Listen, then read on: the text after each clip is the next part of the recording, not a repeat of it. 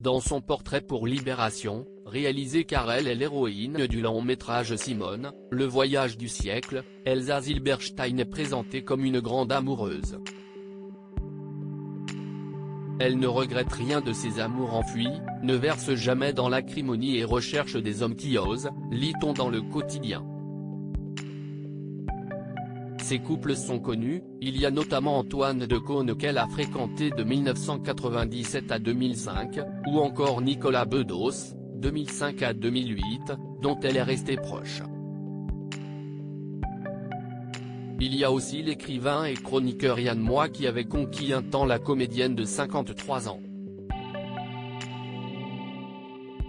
Elle s'était confiée sur leur couple en 2015 dans le magazine M du Monde. Un truc dingue qu'il ait fait pour moi, le fait d'avoir été un couple normal. Parce que Yann ignore le banal, avait-elle raconté dans M.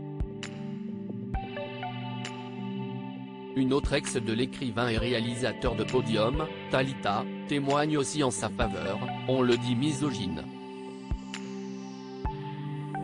Si est tout le contraire. Il devait en effet se défaire d'une réputation de coureur de jupons, voire de prédateur sexuel repenti. À l'époque, il était le complice de Léa Salamé en tant que sniper de l'émission On n'est pas couché. Depuis, il s'est installé dans le PAF comme dans les librairies, non sans polémique. Il avait suscité de nombreuses réactions en parlant sans filtre de ses relations difficiles avec sa famille, révélant avoir été un enfant battu. Elsa Zilberstein est aujourd'hui en couple, met-elle le nom de son amoureux. Elle n'habite pas avec lui, chacun chez soi, dira-t-elle dans les colonnes de Libération.